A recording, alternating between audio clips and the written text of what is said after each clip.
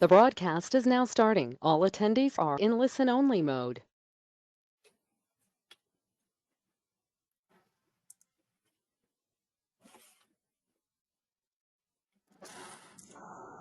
Hi all, welcome to today's webinar. My name is Brooke Mansfield and I'm the Director of Marketing here at Curinos. We appreciate you joining us for today's webinar, HELOC Balance Growth Can Be Achieved. Is Your Growth Strategy Working? Hosted by Ken Flaherty, Rich Martin, and Kinley Hicks. And as the leading provider of the industry, as the industry's leading provider of data analytics and technology, Curinos is here to help you better attract, retain, and grow more profitable customer relationships for your financial institution. If you have any questions during the presentation, please type them into the question box in your GoToWebinar control panel. This webinar is being recorded and we will send the recording via email post the webinar. Okay, Rich, a little bit of a botched intro, but over to you. Thanks so much, Brooke.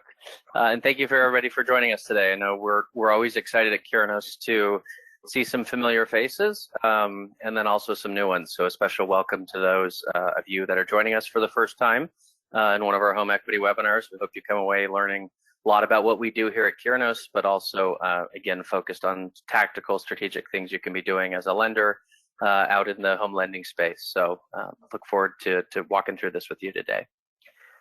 Before we jump into the webinar itself, I just wanted to spend some time on Curinos itself, but also broadcast. We are a proud member of the CBA community, and in fact, we'll be visiting week after next in DC for this year's CBA Live convention. So we're very excited to be participating. Ken Flaherty, that's joining us today, will actually be moderating a session amidst the home equity track. So moderating more or less a debate on home equity versus unsecured lending. Is one product dead versus the other, right? Just hopefully a lively debate. And so we've got some colleagues in the industry joining us for that conversation, but that's one of many presentations that we'll have out at DC. So look forward to, and many of you on the line being in attendance and getting a chance to be in front of each of you during that conference. So a little bit about Curinos for those not familiar with us. So as Brooke mentioned, right, our goal here is to help you attract, retain, grow more profitable customer relationships, drive value to your members.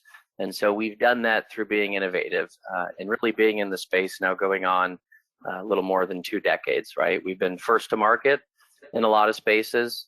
So back in 2000, we got into the deposit space, both deposit management optimization.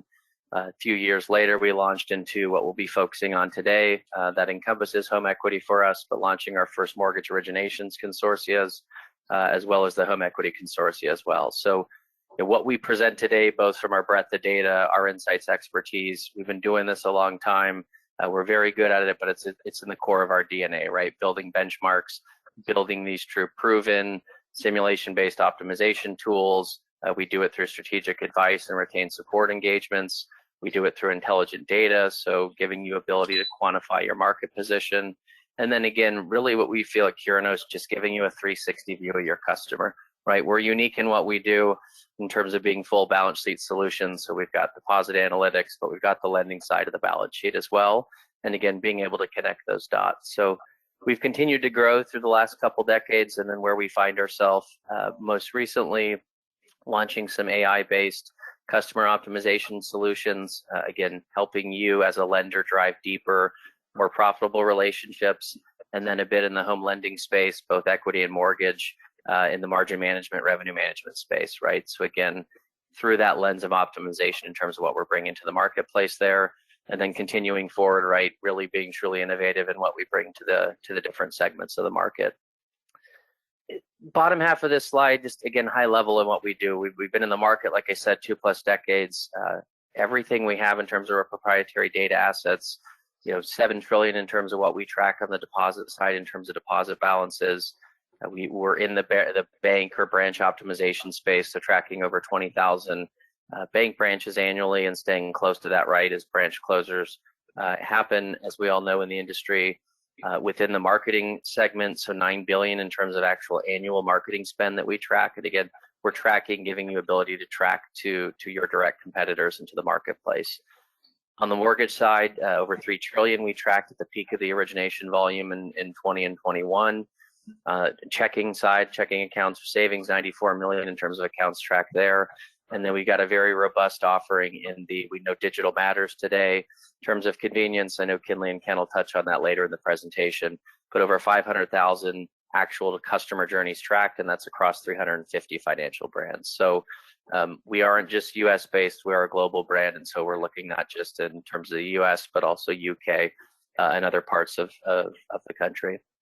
In terms of who we work with, proud to mention we work with 46 of the top 50 banks, 42 of the top 50 mortgage lenders. And again, that's as we've continued to grow over that 25 plus year history for us, and then getting into some of those new lending verticals like small business and other areas. We interact with roughly 85% of the top 100 US banks and credit unions. So it's not just banks, it's not just credit unions. We work with independent mortgage banks as well, and banks of all sizes, small community banks, regional banks, super regional banks, to some of the biggest banks in the country. And then on the UK side, roughly about 90% representation of the top 150 across the pond with our friends and colleagues in the UK. Got about 1,500 clients globally, as I mentioned. We are a global institution and brand.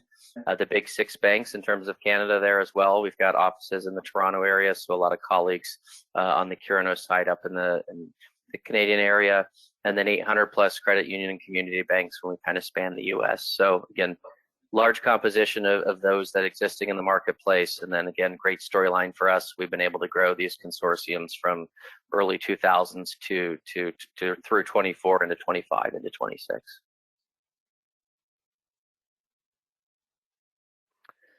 So kind of narrowing the focus, that's what we do, right, at the largest level at Curinos. But again, today's session is really focused on home equity and kind of home equity strategies. So this is a little bit more view into what we do within the home lending space. So as I mentioned, focused on home equity today, both originations and servicing performance. So it's not just what's being originated and coming in the door, but ultimately what's the performance of that asset over time. We do track all 3 channels for mortgage, traditional channels for mortgage, unsecured, and small business as well in terms of what we do. Everything we get is really a measure and understanding your performance, right? We'll talk about that a lot today. You've got to be able to measure performance to know, again, are you keeping pace with market? Are you gaining share? Are you losing share? And so what we have builds that foundation for you to better understand that performance. And then what are those key drivers? Our data is real time. It's updated daily or on a weekly basis, depending if you're looking at indicative market data or actually performance and transactional data. But it's real time. You get to measure right the effectiveness of some of those strategic initiatives and some of those those larger things that you all are talking about internally. And then from a metric side, just quickly, we not only look at just market share and production performance, we've got a lens into operational efficiency. How long is it taking you to close collateral? What's pulling through, and maybe it's across different sub-channels, your digital business and consumer direct, or your traditional, bank branch, right, decentralized sub-channel structure. And then risk profile is a huge one, right? Are you opening up? Are you widening that buy box? Are you doing that to attract more customers, gain more volume? Where is the industry heading there? I think we got a poll question potentially later, but we always are keen on that understanding. What are folks doing? Are you feeling pressure to do that? With our data, you can start to quantify what those market opportunities look like.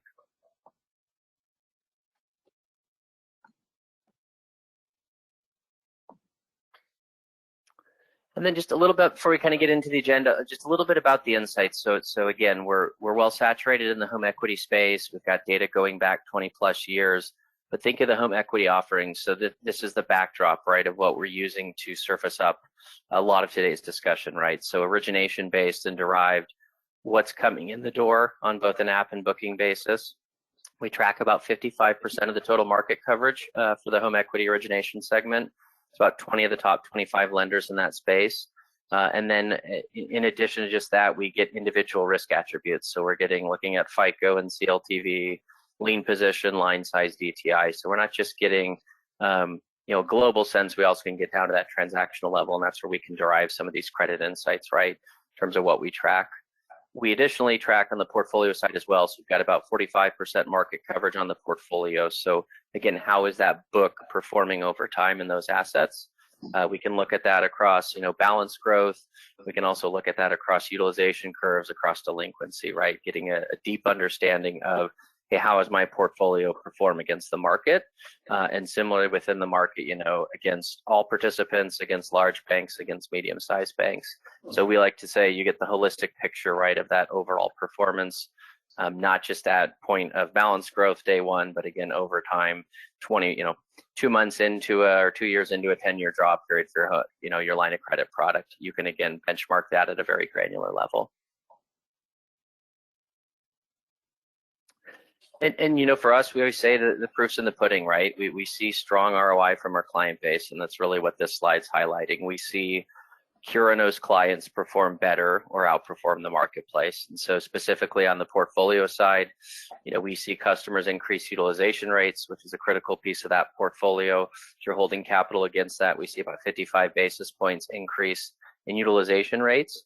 Again, moving past adoption and coming onto our platform, we see quicker and higher overall average balance growth, so $700 higher average balance growth, again, comparing our customers and client base to the overall marketplace, as well as looking at it on the delinquency side, so how you manage that delinquency rate. We see those being lower, again, relative to industry, and then also higher initial draw, right? That balance creation and growth. Are you getting to higher balances quicker? And we see that improving over time, not just at the first month, but also month 3 and month 6 as well. And this is the tangible benefits to portfolio. We also see it for those that subscribe to both portfolio and origination. We see this outperformance relative to market and the origination side, where Curinos clients are, one, outperforming the market. They're effectively doing it at higher NIM, right? They're more disciplined in how they price and tactical, so they're able to either stay at current price spreads or potentially increase. And then they're not widening the buy box to do it, right? They don't see anything materially changing in terms of their overall credit risk, CLTV, FICO, DTI. So we think of it as kind of the trifecta in terms of winning on both sides, but again, proven out in terms of as we look at clients that come on board and in kind of the first year or 2 years of performance, we're consistently seeing them outperform that benchmark.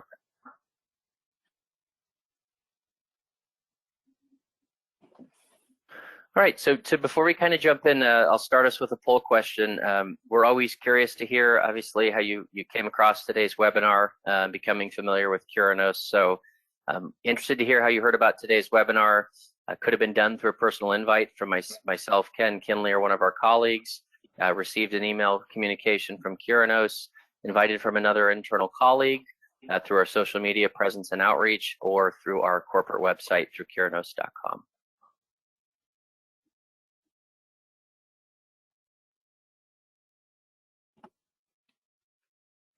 All right, that should be coming on board for you to start making those selections. But as Rich said, this is helpful for us in understanding, what's the better communication tool for us to reach you. Again, very appreciative of everybody joining for today, especially if it's your first time, but what's the better tool for you given your busy schedule that we can have that outreach to you to be able to get some of these insights in front. All right, Brooke, we can probably get that poll closed down. We don't have to share those results, but we'll be sure to follow up with that in future iterations and certainly use that insight that you're able to provide us on better ways to contact you and get these webinar features in front of you at later dates.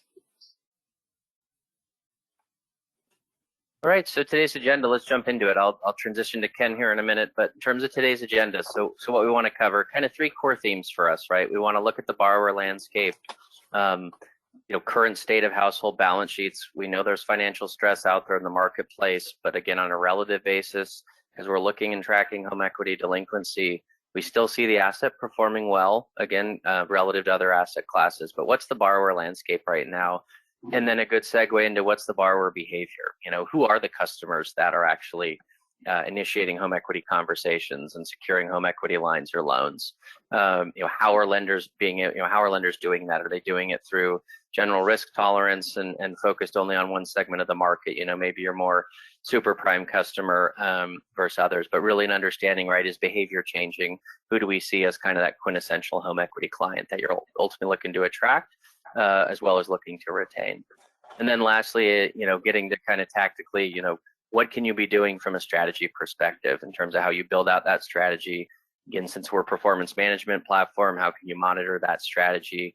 And then again, hoping balanced growth, what you're doing from an origination strategy perspective is ultimately being materialized in terms of performance, right, on the portfolio. You're achieving the balanced growth, desired balanced growth that you have, but you can't do it without a plan. And again, our data really helps you giving what that measurement or key measurements are in terms of the business. You can't manage what you can't measure, and then helping you ultimately devise that plan and execute against that plan. So with that, Ken, I'll turn it over to you.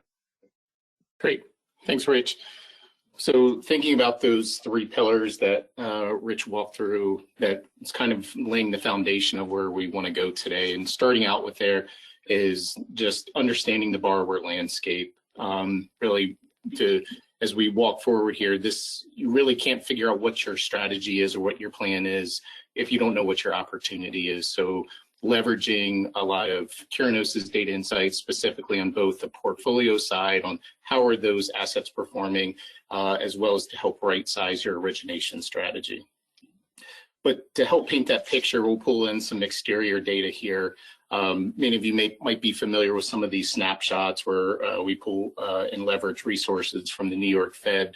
But this is a common view where you get a really good sense for just where borrowers are stressed and the levels of debt that each age demographic holds.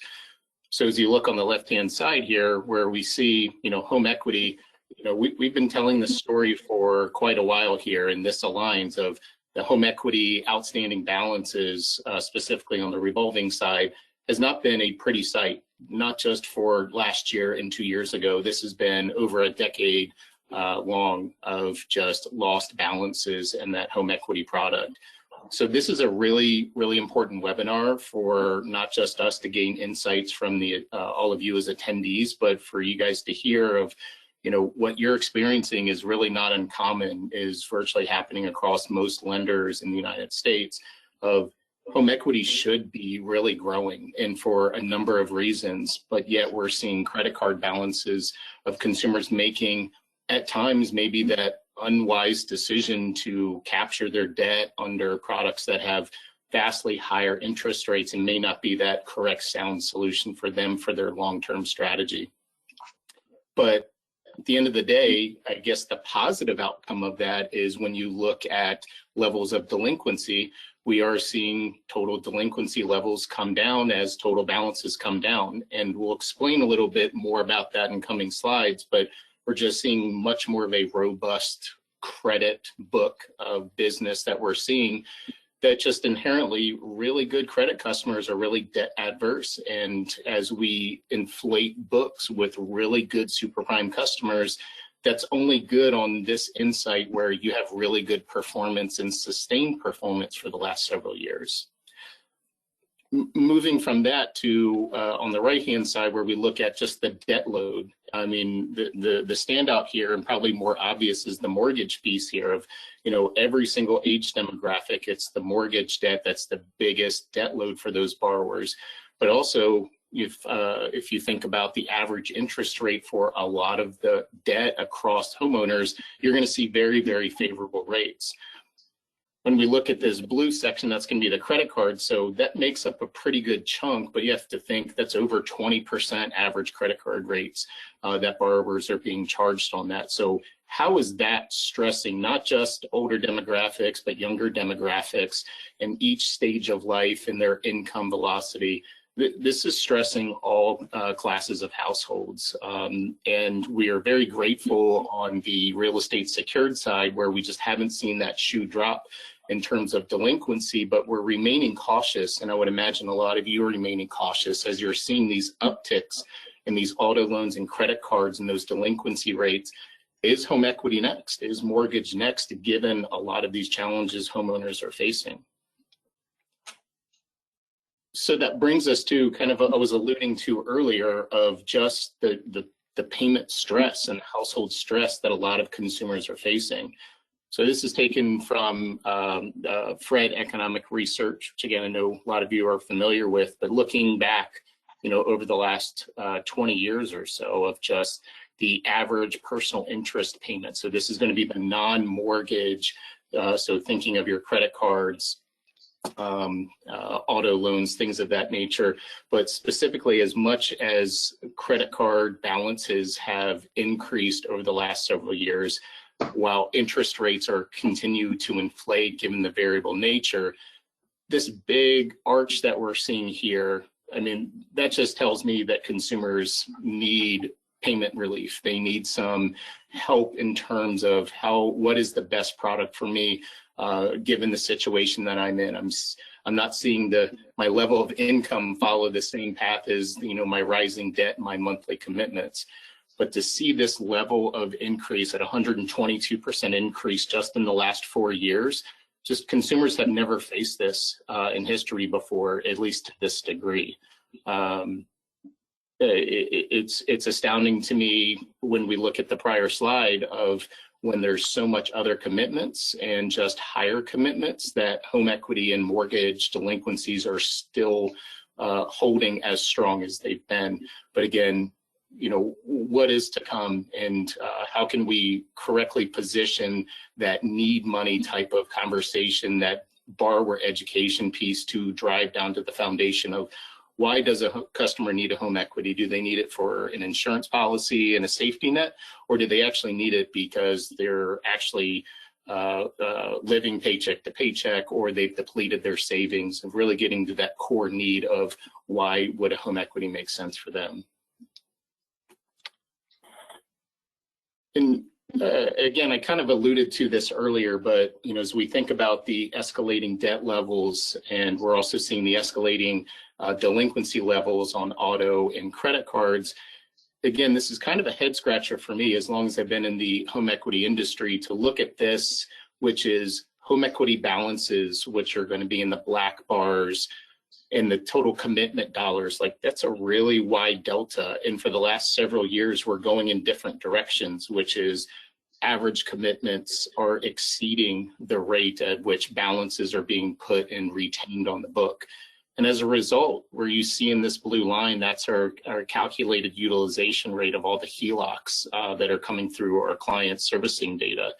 So to just continue to see this almost free fall for the last 10 years is quite concerning, not just because we're seeing higher amounts of commitments given to borrowers, but borrowers are continually using HELOCs less and less and less frequently than they have in the past. So what we want to turn today's messaging and conversation on, this isn't really a credit conversation. This is finding the right pool of borrowers, and borrowers that actually need money, whether that starts with your sales process or just your origination strategy, and having the right products, features, and functions that hit on the right borrower's needs at the right time in the right place. So with that said, Rich, let's talk us through this next poll that I think will really help catapult us in this next section that Kinley's going to cover for us. Yeah, so next poll question, and again, I think an interesting one, right? We're looking today to discuss how you can grow the portfolio, right? And do that through balanced growth. So interested to hear from the audience, which option closest aligns to your portfolio growth strategy? Is it originate as much as possible? Is it originate solely based on your risk appetite and relative risk tolerance? Is it balance focused strategy, right? How do I drive higher overall balances? Or is it targeting the right borrowers with the inherent balance needs, right? Those that ultimately need it, whether it's debt consolidation or, as Ken said, just very situational. Yeah, as Rich said, I think I know the answer here. I've been in the business long enough to know what I probably think is right, but I'm going to let you guys tell us whether I'm right or wrong. So we'll give that another 5 seconds or so, Brooke, and we can close that poll up. But let's see what the results say here.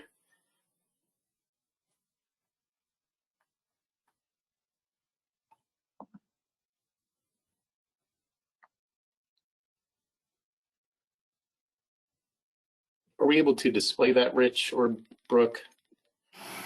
It's showing up on my side, Ken. I can read out. Oh, so yeah. 11%, yeah, it originates. So I like the underlying optimism. I wasn't expecting, I don't think any of us, 11% of respondents. We had about 2/3 of the attendees vote, but I like the underlying optimism on that first response from the group. So what was our winner there, Rich? What cast the most votes there? Yeah, so 39% originates solely based on risk appetite and risk tolerance, and then 31% was, again, I think a lot of what we're focused on here, a balanced focused sales strategy, right? So how do I achieve higher overall balance growth? We had just shy of 20% on targeting the right borrowers. So it's somewhat evenly split at those three, but it looked like risk appetite. I think, Ken, you already hit on it today. Risk appetite really driving a lot of that decision making and strategy development. Great. Yeah, and again, hopefully that makes some of you feel better. Like, okay, I'm not the only one that's just I have a box I can operate in, and I have to do as much with that box as I can. I think Rich hit it very accurately in his earlier statements, which is this is not just about shifting your credit box and say, let's go after really high risk customers that are known to use HELOCs because they need money and they don't have other optionality. There is a more prudent way to go about that. That is a strategy.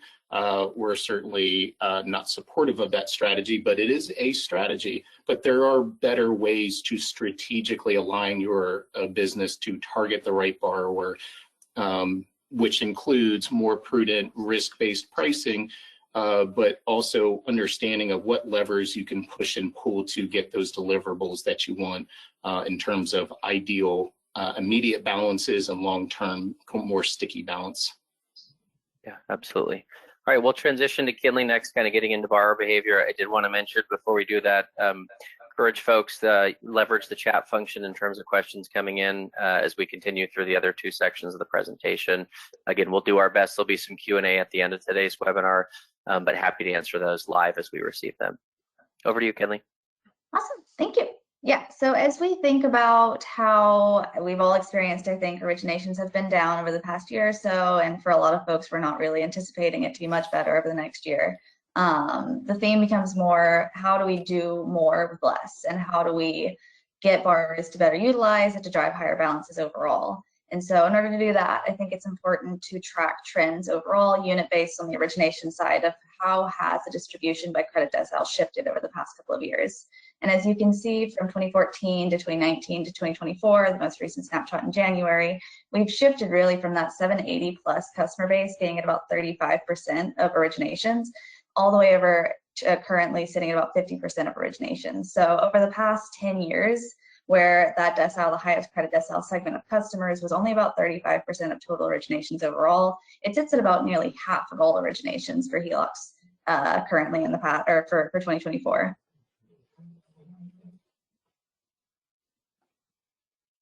On the flip side of that, it does bode well for delinquency rates overall, where we saw as that shift has been into higher credit decile customers, delinquency rates have been coming down when we look at it on a unit basis and a dollar basis overall. And then this will be 30 days plus. So as we see that shift downward, the peak sitting right around 2014, we've definitely been seeing declines in delinquency rates. And honestly, since we've shifted into higher credit decile customers, delinquency rates have been really, really low overall. Right, so this very much aligns with the results that we just got in the poll, Kinley and Rich. I mean, this is the performance that your credit risk folks want. They want to be able to predict the risk, and they want to understand emerging risk. And when you're now over 50% of 780 plus borrowers that have lower likelihood of defaults and lower probability of defaults, that helps most people sleep better at night. But again, this only addresses one concern when having that approach. We're certainly not standing up here and saying you really need to stand up to credit risk folks, not at all. But at the end of the day, there is a good balance that you can have between the two to understand what actual risk am I taking, leveraging Curinos's insights historically on how have those assets performed over time, as well as using your own PD and likelihood of default values, but understanding just what risk am I actually taking, and could the increased utilization and increased balances and the increased net interest income that I receive help offset some of the risk and higher PD levels that I might just inherently shift just strategically in my book. Ken, can we go back one slide? We did get a question in on the prior slide on origination segmentation. So just to clarify, saying was this industry-wide or just participating? So this is our internal consortia data that's driving this. So again, roughly 55% of the overall industry volume being reflected here, but that is reflected of just those participating in the Curinos consortia. Great. The unfortunate flip side on focusing solely on those 780 plus customers, apart from the fact that they only make up so much of the overall market. So you can only tap so many of those 780 plus customers. But when we look at it overall, year over year from 2014 onwards, the higher the credit decile of a customer, the lower the overall utilization rate. And we've seen this over the past decade where the 780 plus customers that make up half of overall portfolios are the lowest utilizers and have been showing continuous declines in utilization overall. So while they do contribute to much lower delinquency rates overall and a lot less lower risk, they do also drive much lower utilization rates and are not utilizing the lines that we do see continuing to grow. They don't utilize nearly as much as perhaps they should, and that downward trend is just continuing to contribute to lower overall utilization rates. Yeah, so Kinley, seeing these trends for the last 10 years, they're all going in similar directions, right? Not in favorable territory. Yes, you have the higher risk folks that tend to have higher utilization over time, so that's unchanged, but everybody's kind of shifting in unison. And we saw in the prior slide that balances are coming down altogether and utilization is coming down altogether. So yes, there's different components that you can have a more diversified credit distribution to get more inflection of some of these customers that have inherently higher utilization rates. But the utilization problem is more of an industry problem, or might be more of a product challenge, or just the perception of the borrower type of challenge. And that's really here what we're trying to help convey today is there's still ways to build the strategy and build your book of business, but it's not just the old classic, just originate and the dollars will come. We have to work for it a little bit, and we have to be a bit more methodical and strategic on how we go about finding those balanced dollars. Yeah, unfortunately, as you can see across the board, overall utilization rates do show declines overall, and part of that could be just borrower education. Folks don't understand how the home equity product works, and they don't want to utilize it, or they're just slower to open, or they're just unlikely to open a home equity product. Something that's not necessarily driven from our origination and portfolio databases, but that was still pertinent for today's conversation. This slide here is sourced from US shopper data that we field every year, and it just tracks customer preferences and what they think drives the convenience for their banking institution. And so left to right, what you can see here is that useful online banking and reliable mobile banking app continues to be an increasing driver of convenience. Folks care the most about overall having really good online capabilities and a reliable mobile banking app. And overall, for the main sample, branch-centric factors have been on the decline. And part of that could be a self-fulfilling prophecy, as we've seen 3% branch closures over the past couple of years. The quantity of branches overall have been on the decline, so perhaps folks are finding that less of a driver of convenience just because there are fewer branches overall. But nonetheless, we do see declines in overall branch-centric factors being a driver of convenience. One call out though is that for the folks who have a home equity and then the folks that have a mortgage, they do care slightly more about branch-centric factors. And part of that could be driven by the fact that the slide we saw earlier, the highest distribution of home equity balances are in older demographics. So folks who are probably a little more comfortable going to a branch, maybe a little less comfortable going online or to an app. But we do see similar trends for folks with home equity and a mortgage who do care about having useful online banking and a reliable mobile banking app as well. So I will pass it to Rich for another poll question. And we had two, before we jump into this, we did have two questions come in, and maybe we work into Kinley the next section, but one was just an overall industry utilization percentage. I know we looked at kind of broken down by credit decile. We have that available. I think it might be at a later slide. And then there was a question about pandemic stimulus. Maybe we answer this one now, but I think a fair point, and I know we have a view on it, but did the pandemic and fiscal stimulus funds assist in driving down the percentage of delinquency? So maybe, Ken, if you go back to that 10-year look and delinquency trend, just curious comment on the impact potentially there of stimulus funds. Yeah, based upon what we see here, I don't see a direct connection. I think there was a connection, with, stimulus money and savings rates flooding customers' bank accounts and so on. The other thing you have to think about is this looks slightly different than mortgage, because for the most part, home equities did not have forbearance plans like mortgages had, where borrower could go up to 12 months into forbearance. So if a borrower truly lost their job, or husband and wife working with kids, both of them lose their job, they're going to have probably their main expense be put into forbearance, but that still puts, if they have an active balance on the home equity, we're going to see that just come to fruition, and as a result seeing those higher delinquency levels. So we saw, from at least from my perspective, saw that playing the major role here in terms of why we saw kind of the swell here. But as mentioned before, it just as quickly as it came on, it's subsided since then. And think about the differences between second liens and first liens. You saw a little bit of climb in delinquencies on if we think about like first liens versus first lien versus second lien. You would see the same thing, but it's a little bit less of an arch, because that's a different borrower that's got a first lien HELOC.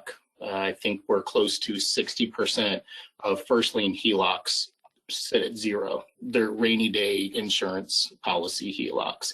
But second liens are much, much robust there. So you think about the inflection of who it hit, when it hit the hardest, and unable to have forbearance on those HELOC products. Again, impacting those second lien HELOCs most predominantly. Yeah, and as we think about the trend that we were showing earlier from the Fed, the products that did show a decline overall in delinquency levels during COVID era, the delinquency levels have returned back to levels where they were beforehand. So if it were an effect of that, it would be back to normal as of now. I think the other great use case there with the data is, right, we can look at balance growth on a monthly snapshot basis, so where you can really dig into, to Ken's point, not seeing anything materially at the broader year trend, but you could look like there was a brief moment of kind of panic borrowing, right, where we saw a slight uptick and then that quickly normalized. So again, great use case for the data in terms of what our lenders are looking at and kind of that real-time aspect. All right, let's go back to poll questions. So in terms of as we look at product, what you're going to market with, again, hoping to stimulate balance growth, is your institution planning to make material changes to your HELOC product from a feature standpoint and functionality to help stimulate balance growth and or reduce unused line exposure? Yes, changes are on the way this year. Yes, we're looking a little bit further out, so maybe 12 months or into 2025. Or last option is just currently not presently on the product roadmap for us. Yeah, and I think this will marry up well with some sections Kinley is going to cover here. Again, just starting to get the foundation on the borrower landscape to actually building that strategy, just some tried and true methods that are probably somewhat controversial, depending on who we talk to from a credit union or depository standpoint. But I think the proof is in the details here on sometimes you have to think differently or do something that you wouldn't normally do in order to achieve balance growth. So let's see what those details tell us, Rich. A little more mixed, I think, than we were expecting. So 35% changes are on the way this year in terms of 2024. 26% yes, but we're pushing out beyond a 12-month time frame, so sometime in 25. and then 39% saying not presently on the product roadmap. Okay. I'll say I'm somewhat surprised, no changes on the roadmap, but hopefully after today's session, you might have another opinion.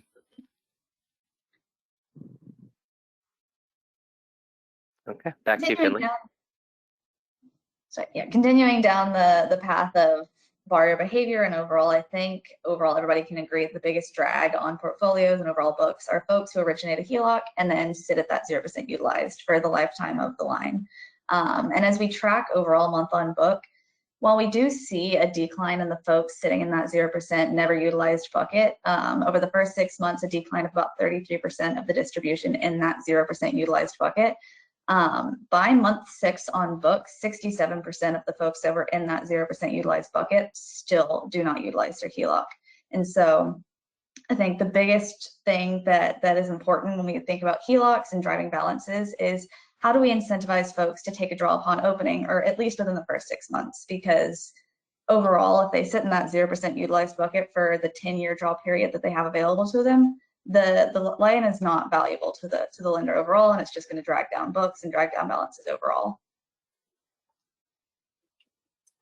Yeah, this is I think the slide where I hope most of you are seeing of, okay, the tried and true method of build it and they will come, or sell them and they will draw. That's generally not happening. Of the hope and prayer that they will utilize it at some point. To Kinley's point, if they started in that non-utilized bucket, after 6 months, 60%, 67% of those units are still in that same bucket.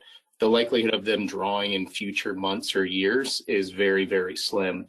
So, that's with upcoming Basel implication, that's going to be a real challenge of how do we get customers to utilize is one challenge, but how do we limit non-usage altogether that's not bringing anything to help offset the expense charges? Ken, I think that's a fair point of beyond this. So 2 years down the road, 3 years down the road, there's some sort of financial stress, right, hitting that consumer that's driving that draw behavior. And again, good to have the increased balance, but looking at it situationally, probably not the scenario you're hoping for in terms of what's driving it further out when you get into 2-3 years into that draw period. Yep. Just a quick snapshot of overall most popular draw incentives and borrower incentives before we get into the proof of the pudding. This is sourced from our indicative data from Ed Clark, and this just kind of shows how do lenders overall incentivize borrowers to take a draw. And it ranges across intro rates and intro periods, rate reductions upon draw, and borrower paid closing cost options. So there's a large range of different ways that lenders try to incentivize folks to take a draw. And as we get into the proof of the pudding, we'll start with a poll from Rich.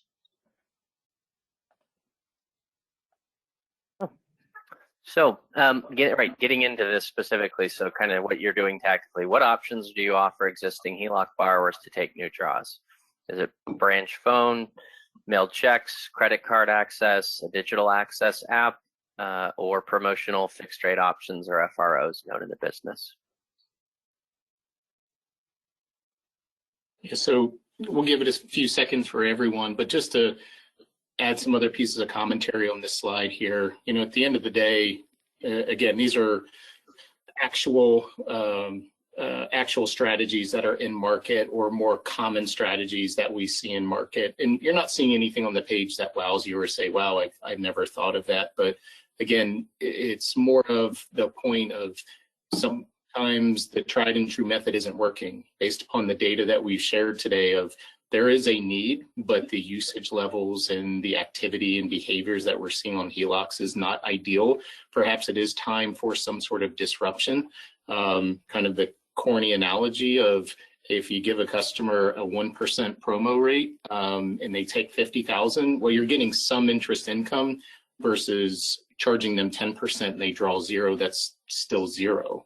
So matter of how do you get that stickiness up front to help elongate the path for that borrower for higher likelihood to use going forward. All right, Rich, what's our polls tell us?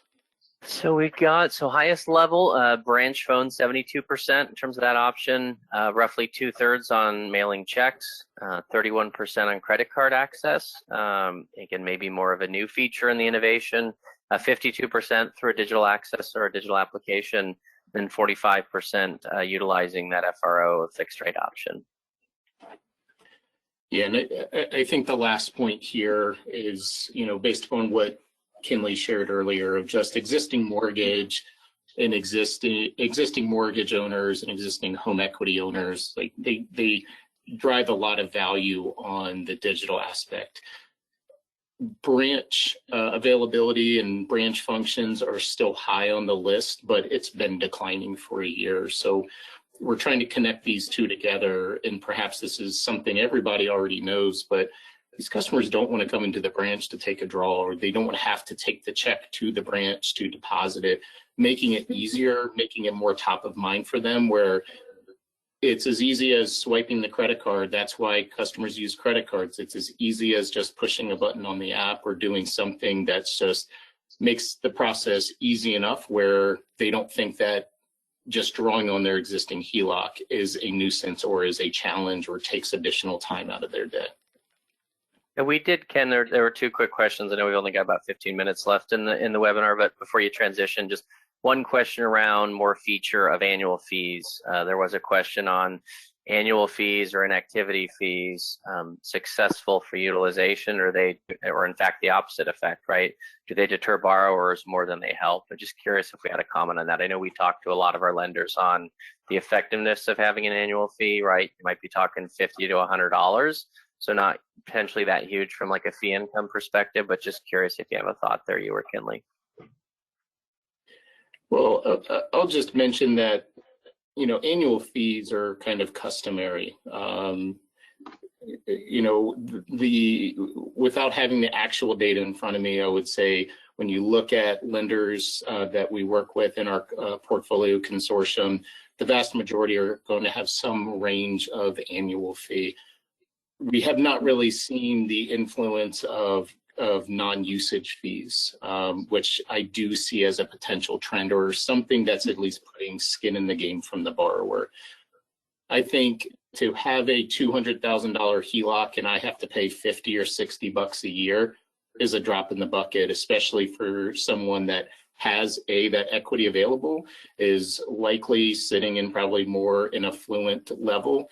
$60 is nothing. To have a $250,000 line of credit in my back pocket, sure, I'll give you $50 a year. That's not going to deter anyone. What is going to deter is more point of sale related on you're going to throttle how much that borrower actually needs. If I am being forced to pay for how much line, like an origination charge or some sort of non-usage fee, that either encourages usage or discourages much higher lines well above and beyond what I would ever plan to use in a million years. You said we had another question, Rich? There was one other, it actually ties in well, I thought, to the poll results. There was a question on the credit card access, just, that was 31%. So the least commonly used lever here in terms of what features you're offering. There was a question around, having access to a credit card, if that, we traditionally see that having a significant impact on utilization. I mean, I think it's somewhat telling that, that was the lowest percentage, right? Not many folks offering it, but if we just had an opinion on, do we see, a tangible impact in terms of utilization rates there?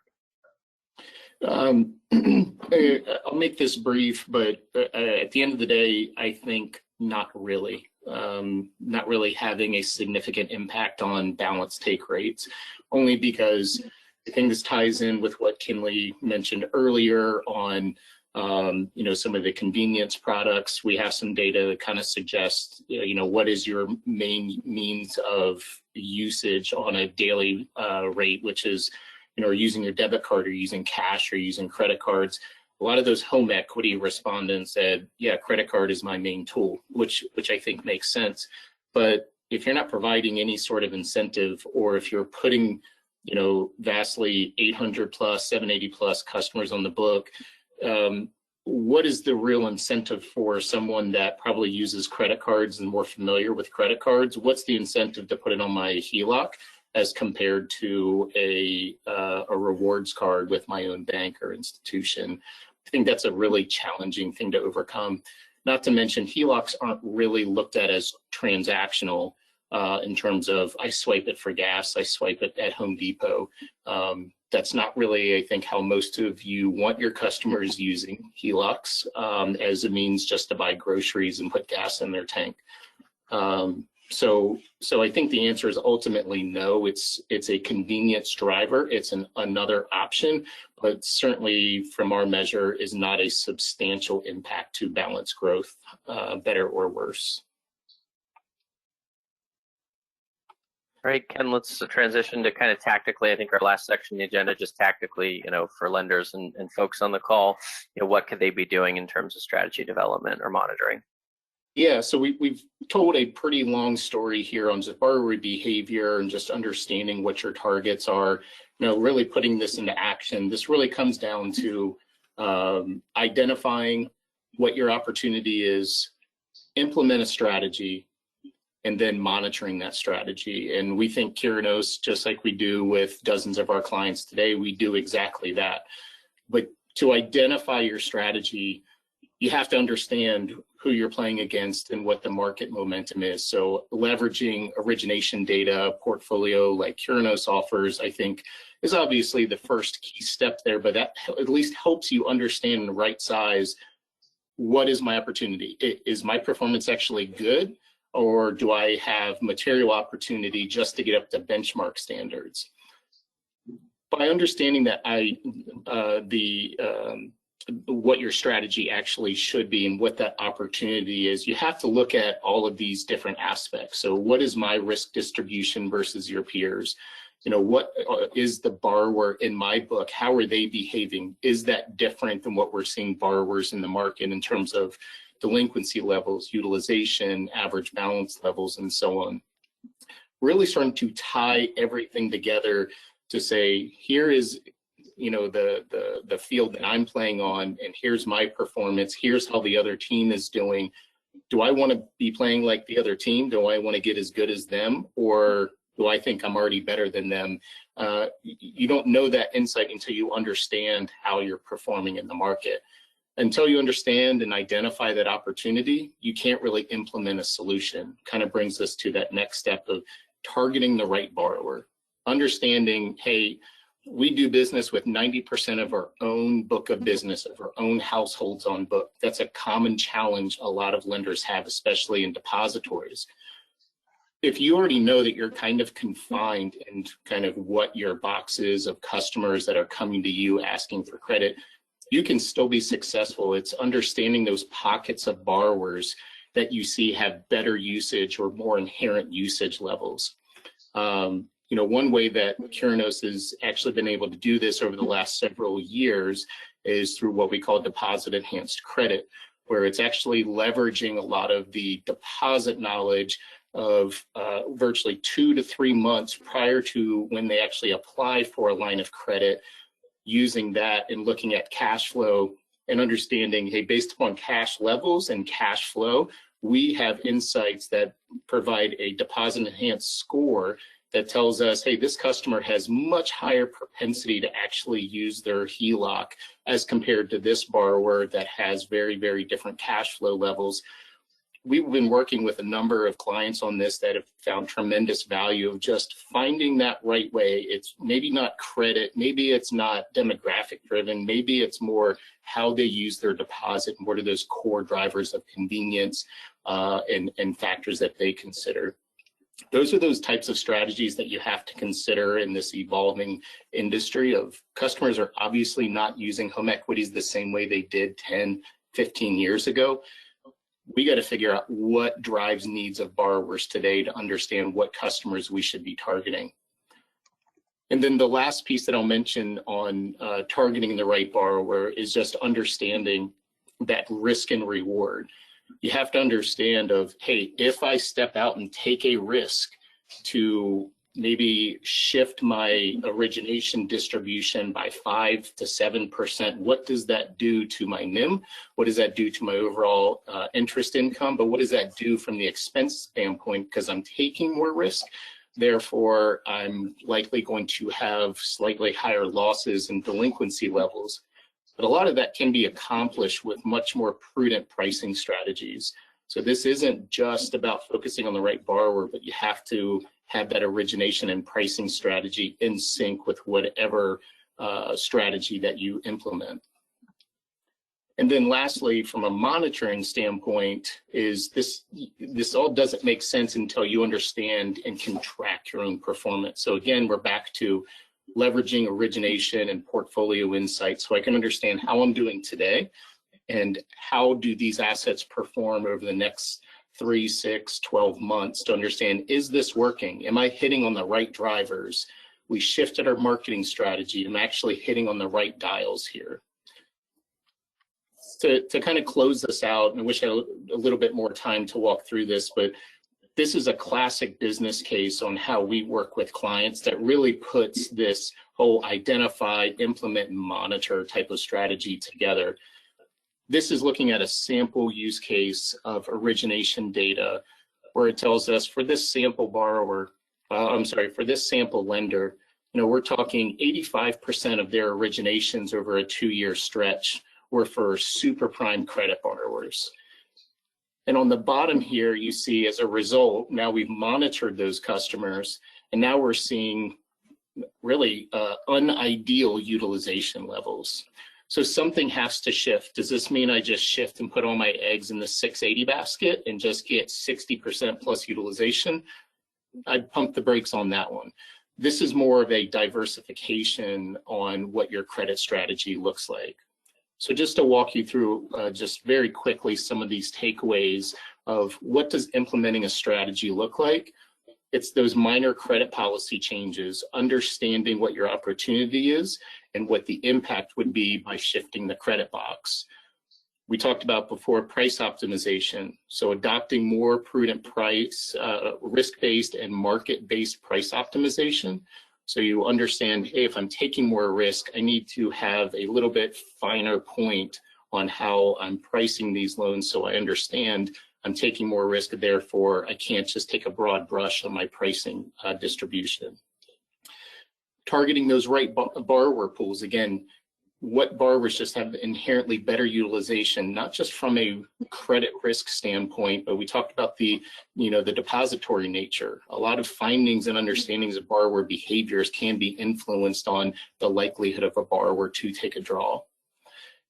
And then just understanding that market share and risk analysis on being able to look at every single week, I'm targeting a different customer, I'm segmenting my business through this lens. Am I seeing myself being over-indexed in risk spaces that my credit risk folks aren't going to be happy with? So this is the importance of understanding it from the origination side through portfolio. And then finally, from a monitoring standpoint, these are just some of the very high-level KPIs where we've worked with clients and really trying to understand what does success look like.